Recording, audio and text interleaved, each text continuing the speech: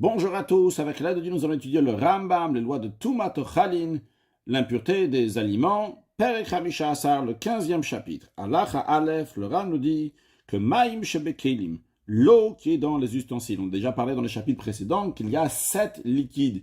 Mais ici, on ne va pas parler des 7 liquides. Ici, on parle uniquement de l'eau, comme le Ram nous le dira clairement dans Halacha He. Maïm Shebekelim, l'eau qui se trouve dans des ustensiles. Mitame, où il y a différentes versions, mittamim, donc il contracte l'impureté, ben le ratson, ben shelo le ratson.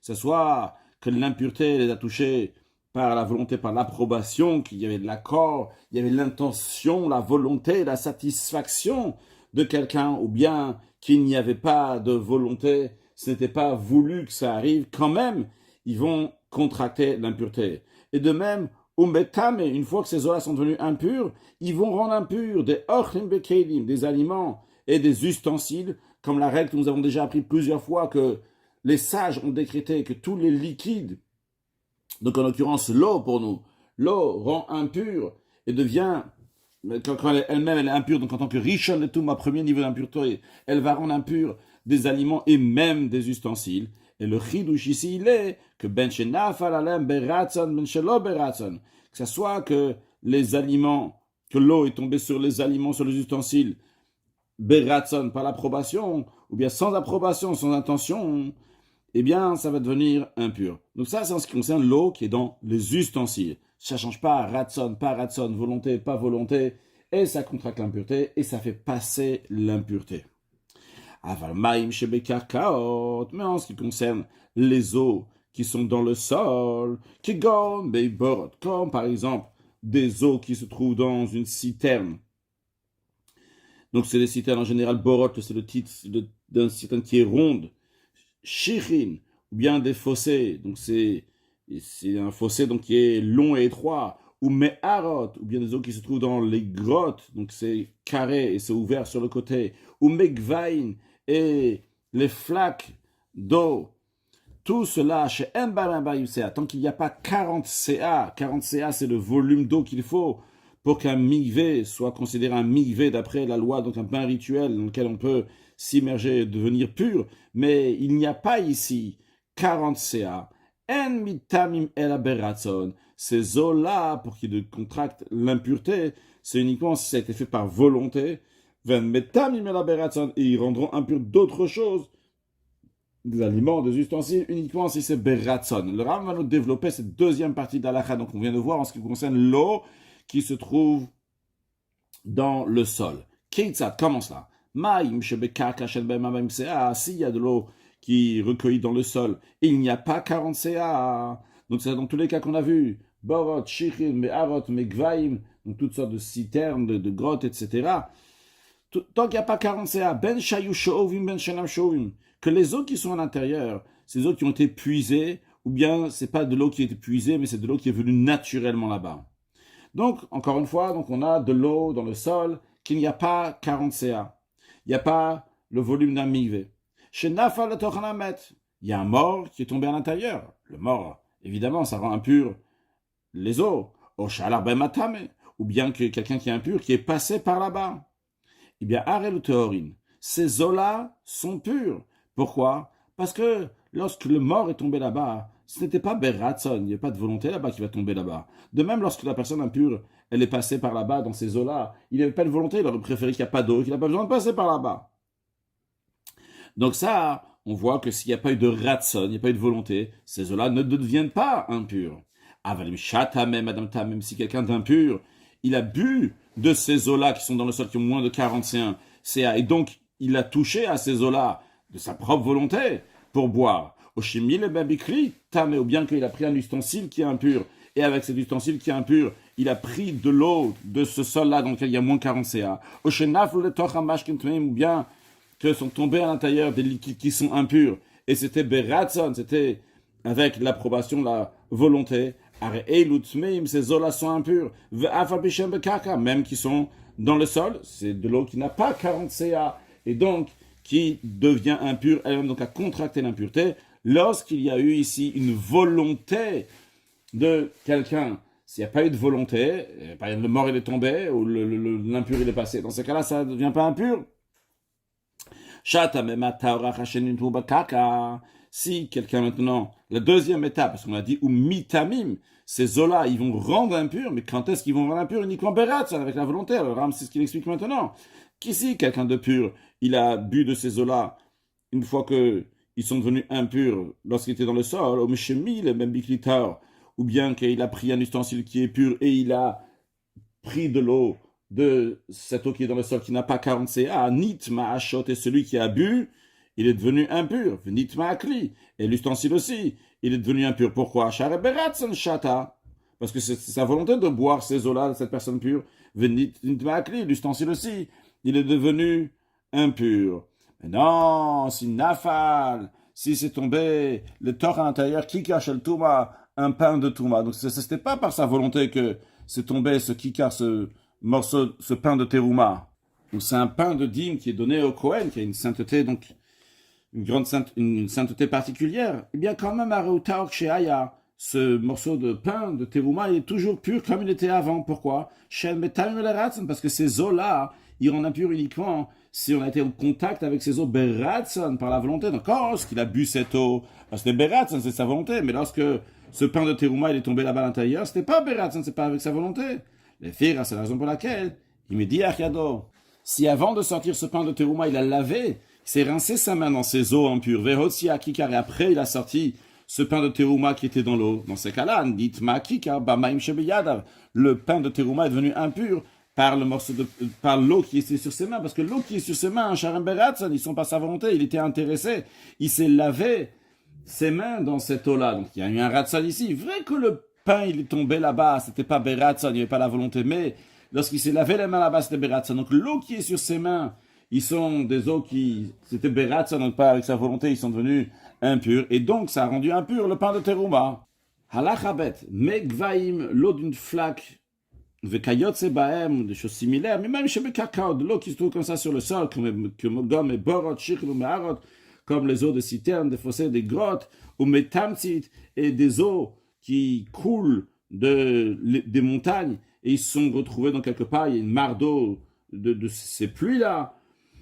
Mais chez Pascou, c'est important ce détail-là, chez Pascou, c'est-à-dire que le jet s'est arrêté, c'est venu des montagnes, maintenant ça coule plus des montagnes, il n'y a plus rien. Maintenant il y a une mare d'eau ici, mais qui n'est pas connectée avec de l'eau qui est encore en train de couler des montagnes. Ou migvot, chez Mbaim Abamsea, de même un migvé, dans le sens ici, donc c'est une citerne donc, qui est carrée pour qu'on peut se tremper, on peut s'immerger à l'intérieur, mais qui n'a pas 40 CA, donc le volume d'eau qu'il faut pour un migvé chez Nitmo, qui sont devenus impurs. Donc ces eaux-là sont devenues impures, parce qu'il y a quelqu'un qui les a touchés, qui était impur, c'était Beratson.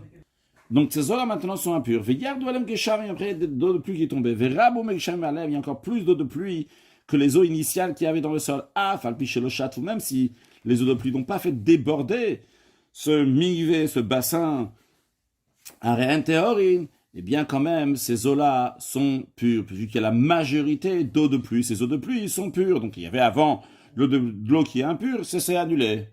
Les firas, c'est pour cela. Maïm shebekarkaot, les eaux qui se trouvent dans le sol, qui gomme gvaim, comme les flaques d'eau, vekayotzebaim, ou les endroits similaires dans lesquels l'eau de pluie s'est rassemblée là-bas, bishatag shamim, lorsque on est dans la période de pluie uniquement, hakol becheskatar, tout est présumé être pur, parce qu'on présume que même si quelqu'un d'impur a touché ces eaux-là, de toutes les façons, il y a plus d'eau de pluie qui s'est rajoutée dessus.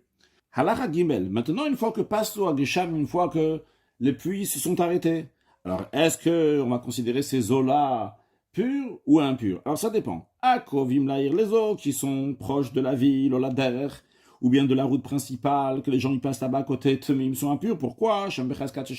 Parce que on présume que quelqu'un d'impur est passé par là-bas, il a bu de l'eau, donc il a rendu impur ces eaux qui sont dans le sol, qui ne sont pas 40 CA. Mais chez Milomem, on considère aussi que sûrement, peut-être, il y a quelqu'un qui est passé avec un ustensile qui est impur, il a pris de l'eau de là-bas. Et donc ces eaux sont impures. Varechok, en ce qui concerne les eaux qui sont loin de la ville, ils sont loin du chemin principal. Tehorim, et sont pures, car on présume que ces eaux-là sont uniquement des eaux de pluie, ils n'ont jamais été impurs, ils sont restés purs. Achiyal, Rogava Adam, ça reste pur jusqu'à que la majorité des gens vont commencer à reprendre les chemins qui sont plus loin de la ville.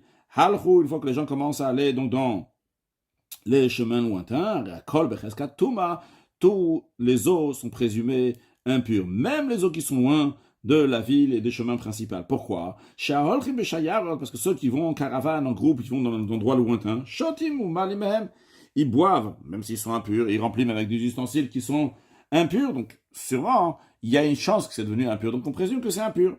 Mais dans quel cas ça s'applique, on craint que peut-être il y a des gens qui l'ont bu, c'est Begev, chef Chalit mène aussi une flaque d'eau, un endroit dans le sol dans lequel se trouve de l'eau de moins de 40 CA, mais qu'on peut boire là-bas facilement. Aval Begev, chef Chalit mène mais une flaque d'eau, un endroit dans lequel, dans le sol, qu'il y a de l'eau, mais c'est très difficile d'y atteindre, il faut se baisser pour pouvoir boire de l'eau. Dans ces cas-là, on présume que l'eau qui est là-bas est pure. Parce qu'on dit que souvent personne n'est parti jusqu'à là-bas pour prendre de l'eau, parce que c'est compliqué. Hachimat, c'est pas comme par ce drag de Adam, uniquement si on va trouver l'empreinte des pieds des hommes qui sont passés par là-bas. Ou par ce drag de Beima Gassa, ou bien l'empreinte des animaux qui sont des gros bétails, donc comme par exemple les chevaux, les ânes, que les gens se serrent pour chevaucher dessus, ni Keredbo, si on voit donc sur le bord de ces eaux-là, autour de ces eaux-là, on voit donc ces empreintes-là. Dans ces cas-là, on dit que c'est Becheskat Touma, on présume que ces eaux sont impures. Mais non, si Matzah part ce drag de Bemodaka, si autour de ces eaux-là, il a trouvé l'empreinte des pieds du petit bétail, comme par exemple un mouton, une chèvre, un résétat, dans ces cas-là, l'eau est quand même pure. Pourquoi chef chercher Yad Aveshat? Parce que c'est possible que l'animal est descendu de lui-même, seul, et il est parti boire, il n'y avait pas d'être humain impur avec lui. Halacha Dalet, Cheskatit Ugbumiot. On présume que la boue et les creux chez les Pitri Chanouyot, qui sont devant les entrées des magasins, Birshut Arabim dans le domaine public, Bishat Akshaim pendant la période de pluie, Shem Tehorim, qui sont purs, parce qu'on présume que c'est des eaux de pluie qui sont là-bas. Vrai, on a l'habitude de jeter des eaux usées là-bas, de déverser des eaux. Et ces eaux-là qu'on déverse, ils sont considérés impurs, comme on a appris dans le chapitre 2, les eaux que Meshofrin. Mais on considère qu'il y a plus d'eau de pluie, donc ils sont purs. Mais lorsque lorsque les eaux de pluie s'arrêtent, dans ces cas-là, il n'y a plus d'eau de pluie qui se rajoute à ces eaux-là qu'on jette là-bas devant ces endroits-là. Donc, ils sont considérés comme des eaux déversées qui sont impures. Veshebashva, qui en ce qui concerne les boues, les creux dans lesquels se trouve de l'eau dans le marché. Il faut voir cas par cas. On va d'après voir la majorité. Si la majorité, c'est des eaux qui ont été déversées, c'est impur. Si l'habitude là-bas, c'est qu'il y a la majorité d'eau de pluie, on présume que c'est pur. Si on a une flaque d'eau dans laquelle, donc évidemment, se trouve de l'eau, mais il y a quelque chose d'autre qui est rentré là-bas, à part de l'eau, donc du vin, du lait, du miel, et à savoir, on a souligné au début du chapitre qu'on parle uniquement de maïm, de l'eau qui se trouve dans le sol, qui n'a pas 40 CA, que eux, ils deviennent impurs, et ils rendent impurs uniquement les ratson avec la volonté. Mais quand ils se concernent des autres liquides, comme par exemple les liquides que vient de mentionner, le vin, le lait et le miel, eux deviennent impurs quoi qu'il arrive. Même beratson, chez l'oberatson, il n'y a pas de différence, c'est par la volonté ou pas la volonté.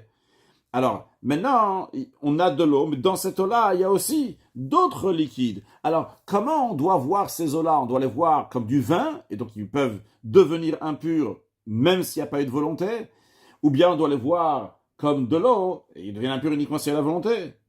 Pas seulement qu'ils deviennent impurs, c'est aussi quand ils vont rendre impurs d'autres choses. Est-ce que c'est avec la volonté ou même sans la volonté? C'est parce qu'il n'y a que de l'eau qu'il faut que ce soit avec la volonté, aussi bien pour qu'elle contracte l'impureté, aussi bien pour passer l'impureté, mais pas les autres.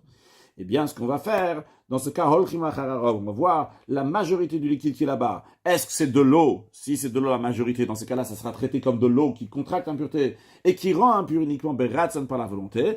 Et si c'est la majorité, donc du vin, du lait ou du miel, dans ce cas-là, ça sera traité comme les autres liquides qui ne sont pas de l'eau, qui contractent l'impureté, qui rendent impur, même si c'était pas beratson. Et maintenant, si dans cette flaque d'eau, c'est de l'huile qui est tombée. Et l'huile est différente, à la différence du vin, du lait, du miel. L'huile ne se mélange pas avec l'eau, donc il reste au-dessus de l'eau. Eh bien quand même si on a cueilli, on a enlevé cette huile-là qui se trouvait au-dessus de l'eau, eh bien quand même, ces eaux-là restent considérées comme de l'huile qui contracte l'impureté et qui transmettra l'impureté, même s'il n'y a pas eu de volonté. Pourquoi? A priori, il a enlevé l'huile. La raison, elle est, les fichiers parce que c'est pas possible d'enlever toutes les petites gouttes d'huile. Il va rester encore des gouttes d'huile dans l'eau. Donc, on considère cette eau-là comme de l'huile. L'huile et tous les autres liquides qui sont à l'exception de l'eau. Il n'y a pas de différence entre ce qui sont dans le sol ou ils sont dans les autres dans des ustensiles. Din echadou, c'est exactement la même loi, de la même manière qu'on a vu pour l'eau, lorsqu'elle est dans l'ustensile, elle contracte l'impureté et elle fait transmettre l'impureté beratson shelo beratson, qui a la volonté, l'approbation, l'intention des propriétaires ou pas. Et bien de la même manière aussi en ce qui concerne les autres liquides, mais les autres liquides, c'est pas seulement quand ils sont dans des ustensiles, c'est même s'ils sont pas dans des ustensiles qu'ils contractent l'impureté, ils transmettent l'impureté, que ce soit beratson ou shelo beratson, que ce soit la volonté d'un être humain ou pas. Allah chavav. Mais tamtsit shelo pasku. On a vu tout à l'heure, on avait vu l'eau d'une mare de pluie, mais qu'il y avait encore le jet qui coulait, et le jet s'était arrêté de couler des montagnes. Ici, on parle justement des eaux d'une mare, que ça continue à couler des montagnes. Ces eaux-là même, s'il n'y a pas 40 CA, il n'y a pas le volume d'un migvé qui peut rendre, c'est pas un rituel, il rend pas pur encore. Rebekak, shelo pasku, Oil Bekak a vu qu'ils sont dans le sol, et les eaux continuent à venir de la montagne constamment, et ces eaux-là ne contractent pas l'impureté du tout. Même si quelqu'un d'impur en a bu, ou mille, même qui a pris l'ustensile qui est impur, il a rempli avec, on a mis à l'intérieur des eaux impures, quand même. Il reste pur sur tout point, parce que les sages n'ont pas décrété sur ces eaux-là qui sont encore en contact avec les eaux de la montagne, parce qu'ils ressemblent à une source d'eau.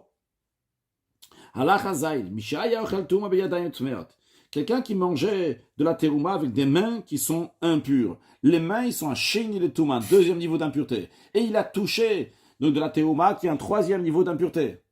Pardon, la terouma qui peut devenir un troisième niveau d'impureté. Mais ici, il ne s'est pas devenu impur. Pourquoi? Parce que c'est qui gomme veilash. Chez le Hurshera, par exemple, il s'agit donc ici des figues sèches qui n'a pas été mourchar, n'a pas été rendu apte pour contracter l'impureté. C'est-à-dire, depuis que la figue elle a été prise de l'arbre, on n'a pas mis un des 7 liquides sur cette figue-là. Donc c'est la raison pour laquelle que même si des mains qui sont de deuxième niveau d'impureté vont les toucher, ils ne vont pas rendre impure cette figue-là. Donc pour l'instant, tout va bien. Mais qu'est-ce qu'il a fait? Il a mis sa main dans sa bouche. Pourquoi? Quelle était la raison? Litol tsor. Parce qu'il avait un caillou dans la bouche. Il voulait se débarrasser de ce caillou, ce petit caillou. Alors, im hafar. S'il a retourné avec son doigt la salive qu'il y a dans sa bouche, nit metadve la beriro. La figue sèche est devenue impure par sa salive. Sharenit va beyado. Pourquoi? Parce que cette salive est devenue impure. Pourquoi? Mitesha karo. Pas parce qu'il a touché la salive, mais parce qu'il a remué, retourné cette salive-là. Et comme on va voir dans quelques instants, la salive qui est dans la bouche est considérée comme de l'eau qui se trouve dans sa source, qui n'a pas été bougée de l'endroit où il est. Tant que l'eau elle est là-bas, elle ne reçoit pas l'impureté. Mais lorsque on fait bouger ces eaux-là beratson par la volonté, à ce moment-là, ils vont contracter l'impureté. Alors ici, vimlo hafar, s'il n'a pas retourné ces eaux, cette salive-là dans la bouche, tehora, dans ce cas-là, la figue sèche, qui est de terouma, est quand même pure. Pourquoi? Shamash keshebefika, le liquide qui est dans sa bouche, en l'occurrence la salive qui est dans la bouche, kodem shiafrenu, avant qu'il va le renverser, ou bien le sucer, pour le faire sortir de sa bouche, ou l'amener donc dans un autre côté de sa bouche, la salive, la faire passer d'un côté à l'autre, avant qu'il fasse ça, ça ressemble à de l'eau qui n'a pas été détachée, la daïne bekaka, mais qui sont encore dans le sol, que la règle est, mitamim, velometamim, ni contracte l'impureté, ni rend impur des autres, la beratza, ni par la volonté, comme nous avons expliqué. Vezé, cette personne-là, qui a rentré le doigt dans la bouche, tout ce qu'il voulait, c'est prendre le caillou qui est là-bas, il n'a pas touché, il n'a pas voulu toucher la salive qui avait là-bas, donc c'est la raison pour laquelle que la salive n'est pas impure. Ah, il y a pundion le torpille, s'il avait une pièce en métal dans sa bouche ou pas, chatiado le natre, il a tendu sa main qui est impure pour prendre cette pièce en métal, le torpille via cette fixe sèche qui est dans la bouche, s'il a raison pourquoi il a mis cette pièce-là dans sa bouche, c'est parce que il avait soif, c'était sec dans sa bouche, et donc il a mis cette pièce-là, que par cela il y a de la salive qui va se faire, qui va venir dans sa bouche, arrêté à roquer, dans ces cas-là, cette salive-là, elle est considérée comme elle a été détachée de l'endroit où elle était pour. Parce que pourquoi il a mis cette pièce-là? C'est pour que la salive va venir dans sa bouche. Venit metadvela. Donc dans ces cas-là, la figue, elle est devenue impure. À cause de sa salive, chenit ou mechamatiad, avec cette salive-là, elle a été détachée. Quand elle était détachée, il n'y avait pas de problème pour l'instant. Mais quand elle a mis son doigt dans sa bouche, à ce moment-là, cette salive qui a été détachée, beratson, par la volonté, elle est devenue impure. Elle rend impure la dveila, la figue sèche, qui est Touma, et cette figue sèche va donner un troisième niveau d'impureté. Une femme qui est en train de manger des aliments de terouma, donc qui ne sont pas aptes à contracter l'impureté. Et en même temps, va être gorefet, hatanour, hatame. Elle était en train de retirer les cendres d'un four qui est impur. Donc ses mains sont devenues impures à cause de l'espace de ce four-là dans lequel elle a mis sa main. Vehika kotz. Et il y a une épine qui est rentrée dans son doigt. Veyatsam menadam. Il y a du sang qui est sorti. Qu'est-ce qu'elle a fait? Elle a sucé son doigt pour nettoyer ce sang. Oshenirvet. Ou bien qu'elle s'est brûlée. Elle a mis son doigt dans la bouche pour sucer l'endroit où elle s'est brûlée pour la refroidir avec la salive. Nitmet à toi shebefia. L'eau qui est dans sa bouche est devenue la terouma qui est dans sa bouche est devenue impure. Parce que sa volonté, elle est de sortir le mashke, le liquide qui est dans sa bouche. Ou le okrob, une petite elle a voulu le faire bouger donc par la metzitza en suçant ce doigt. Conclure avec un mot de chassidut, on a vu la particularité de l'huile qui peut être décrite au-dessus de l'eau, des autres liquides. Le shemen, ça représente donc la particularité du juif qui peut s'attacher uniquement avec un autre juif, vu qu'il a une nefesh alokit, il a une âme divine. Et donc c'est lié avec la gdusha des juifs, d'où on retrouve aussi dans la gdusha la ligne de shemen, de l'huile, comme le rabbi l'explique aussi dans un autre contexte, qui est Henan, le Vadad Ishkon, c'est un peuple qui est seul, le Hen, c'est 5 et 50, et chacun de ces chiffres-là, le Midrash dit qu'il peut s'attacher uniquement avec l'autre, c'est-à-dire que le 5 peut s'attacher avec un 5, le 50 avec un 50, parce qu'un juif, il peut être uniquement avec un juif, parce que c'est une vraie union, vu que c'est comme le shemen de l'huile qui ne peut pas se mélanger avec les autres. Est-ce qu'on voit cette particularité du juif, on dévoile le shemen, la profondeur de la Torah, lors de la venue de Mashiach très prochainement. Une excellente journée.